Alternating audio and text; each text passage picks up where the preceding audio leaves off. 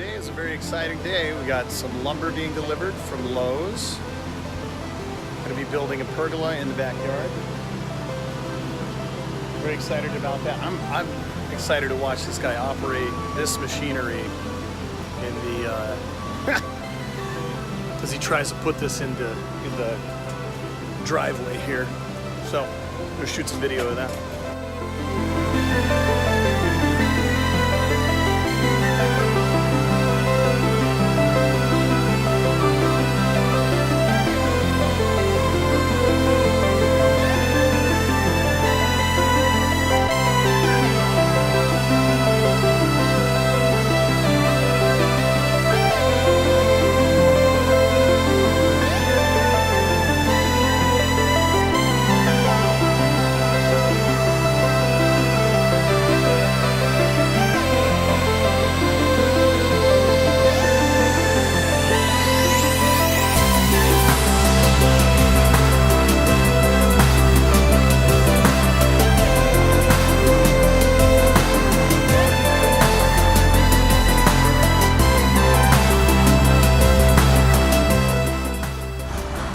All right. Do we record? Mm-hmm. Okay. Well, there we go. We've got most of the cement done. We're just going to go get a trowel now and just going to trowel things down nice. And once that starts to set up a little bit, we're going to put in our bolts that we're actually going to drill holes for in the bottom of the 6x6s so that it holds that nice and secure, because it'll have all of its weight pressed down vertically on those footers, and we're going to be able to eliminate any side to side or lateral movement. Well, I'm just going to take this. It looks like what your kids always are making with like mud pies. It's pretty much the same thing. So I'm going to work on getting this to about the same height as the patio here. Now I'm not doing anything super scientific with it. I'm using my eyeballs to get it to where we want.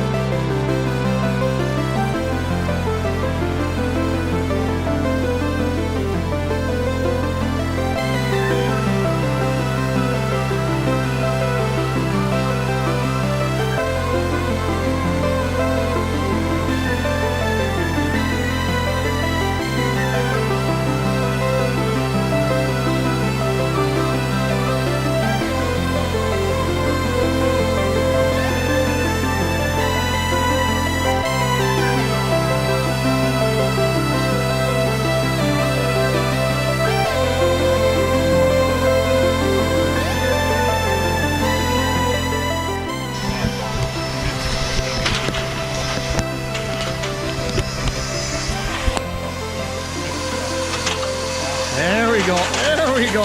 How high do you want it?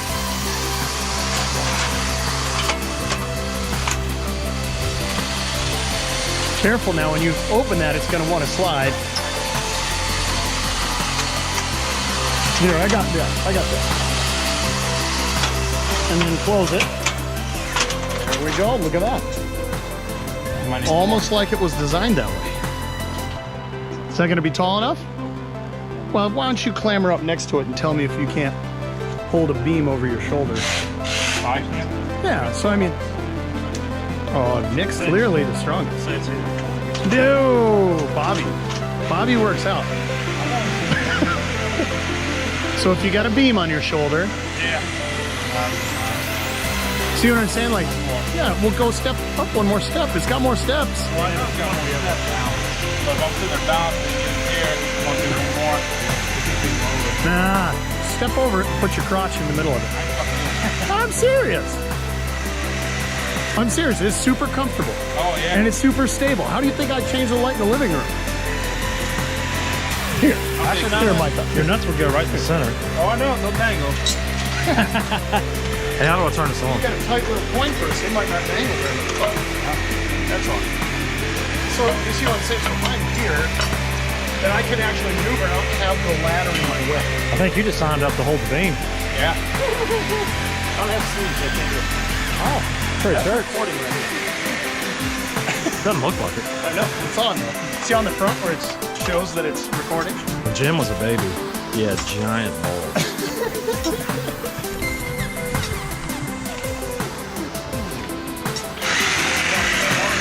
Vince is the foreman here. What? Foreman. Yeah. Person who watches people and makes sure they do it right. Yeah. You pay the most money. Yep.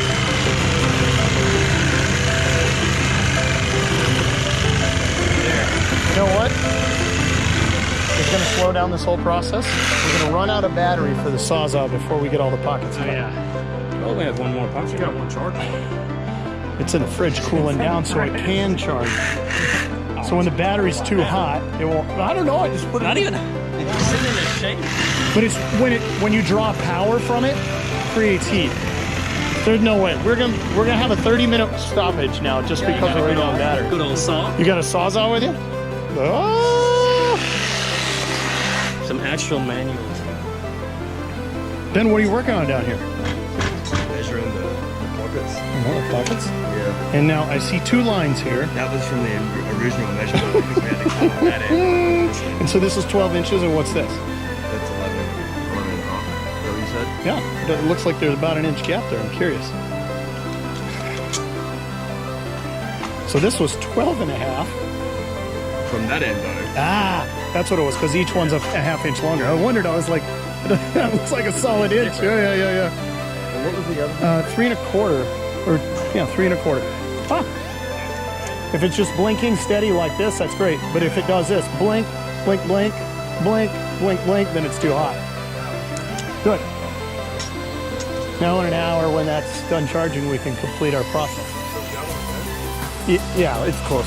Bobby's getting Sawzall out of his car. Cuts down a lot, bro. Why do I have a Sawzall? It's not like I build pergolas on a regular basis. Hey, so I looked up pergola, right? First video I look up is this Australian dude. He's like, man, if you're in your backyard and you want to build a pergola. Pergola? said it exactly like you said it. Molly and I were laughing about it. I'm sorry. Is it cultural? It's still racist.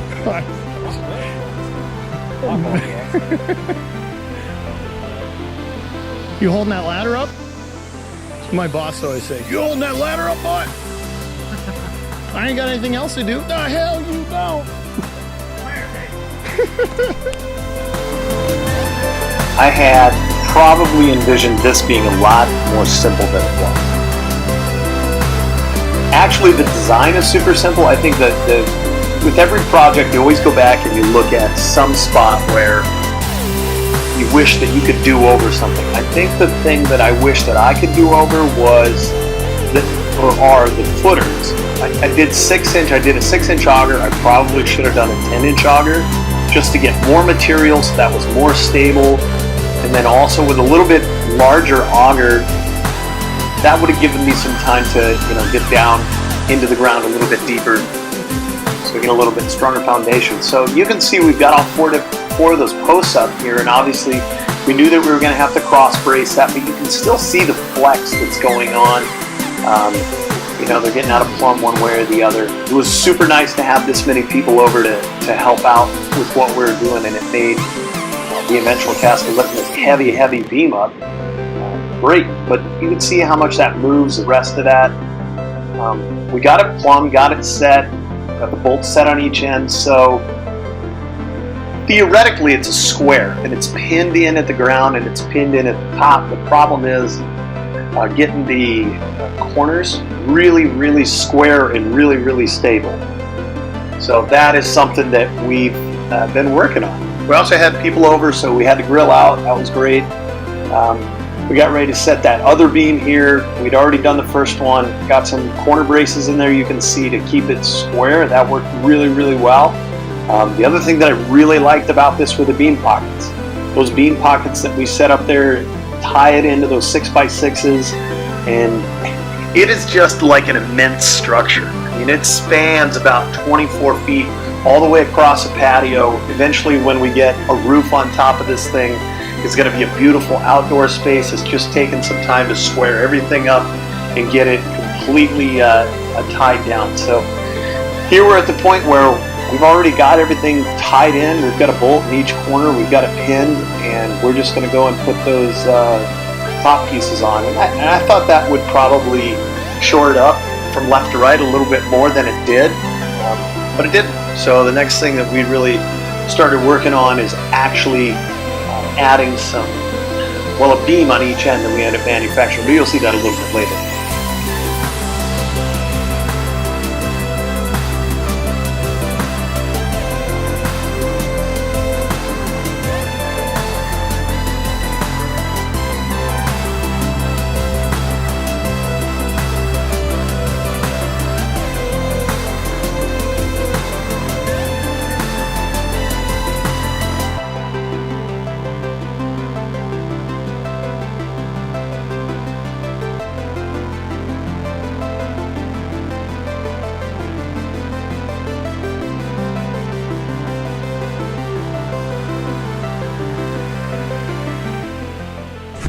From the house outside, so that inevitably means that this very cold screen has fogged over. So we're looking at working on some stuff down here. Usually in the past, what I have been doing is I've been doing this on time lapse, but I kind of don't like the video quite as much.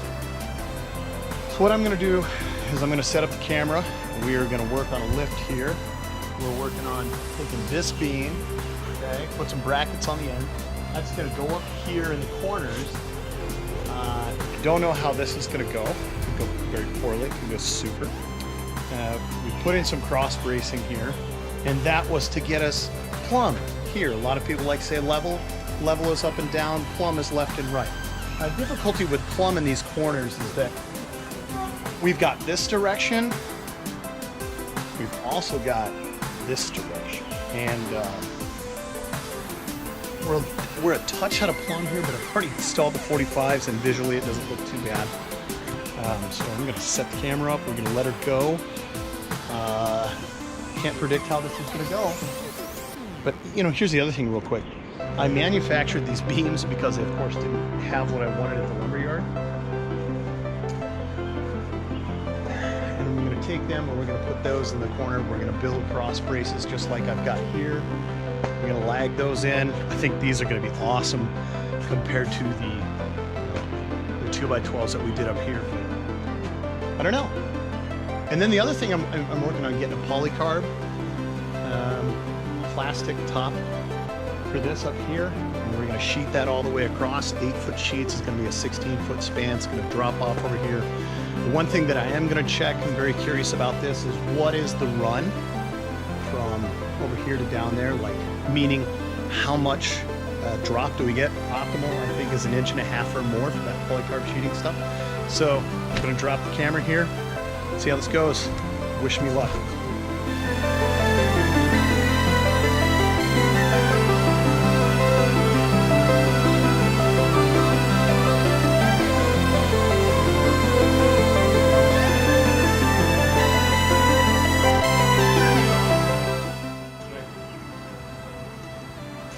The bit sucks.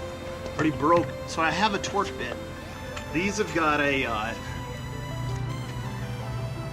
torque versus a Phillips, and this is I want to say a T. For you at home, this is a T25. I've got a T22, which I've already almost sheared off. So we're gonna go with Phillips. That'll help. Okay.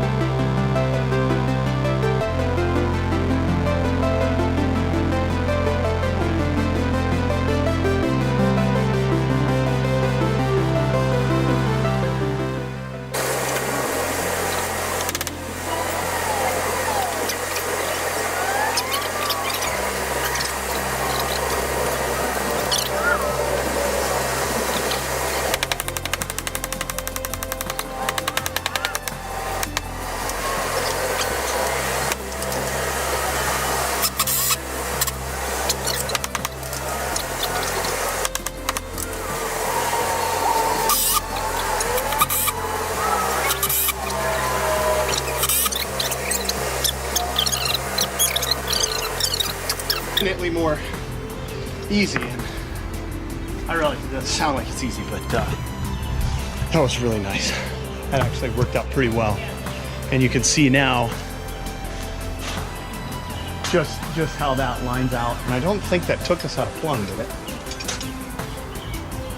It did, just a little bit. See, and I look at this bolt, and I don't know if you can. Sorry, I don't know if you can see this bolt on this end.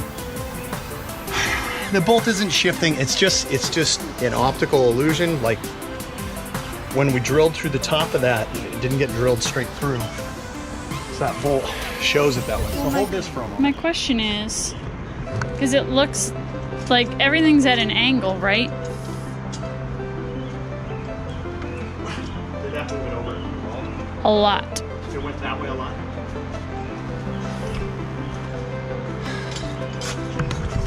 That squared it up, didn't it? That looks nice. And so now I think once we get, and that's probably a lot of that is just from beating on it with a sledgehammer. But once we get in that angle brace in that corner, these plates are not going anywhere, especially tied on in 4 different spots. So here you go. You want further documents with that? Hasn't rained for a whole month. I want to build something, immediately starts raining. Oh, look at that. Makes me just want to break something, whatever. Skips like that.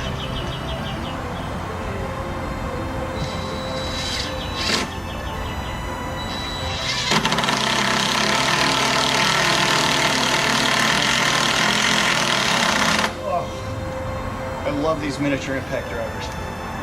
They make this type of one. That one's got a filled head. And they coat these things when they do like a coating on them. Sometimes the coating gets a little thick. And it fills a head. They're always going to skip when it's like that.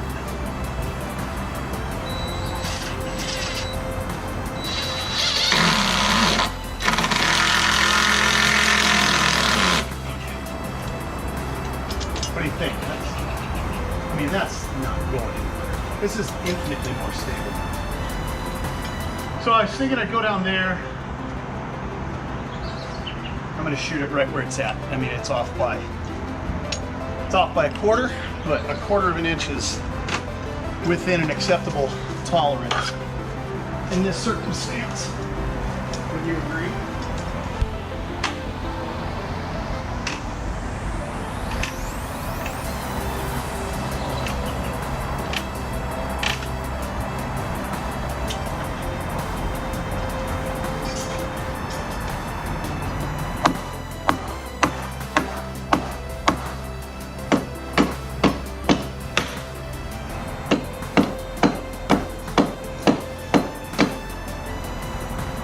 That did next to nothing. Makes me feel like I tried though.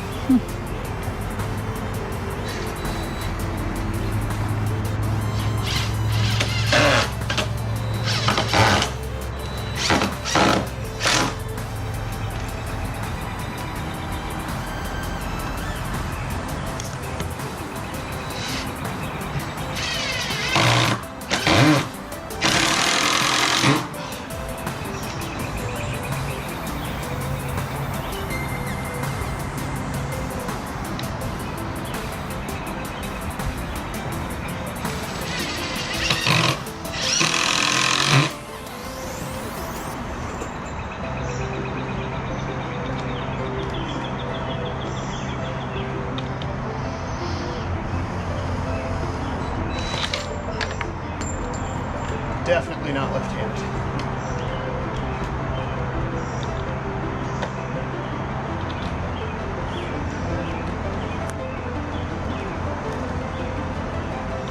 It's about to rain. Yeah, I know. A second to get out of here. Well, rain thwarted my efforts again there, but I think we're a little bit more stable. We're gonna put some corner braces on that. Gonna make a huge difference. Take the kid swing inside, get it out of the rain. It was good enough to watch. So clearly not ideal, but it's what we're dealing with. Not a whole lot you can do about it. But I think the next step is we get a couple corner braces cut, because I'm gonna work on this end. Boy, it really does look downhill, doesn't it? See that? Supremely downhill. That's good. We got a pitch coming out this side.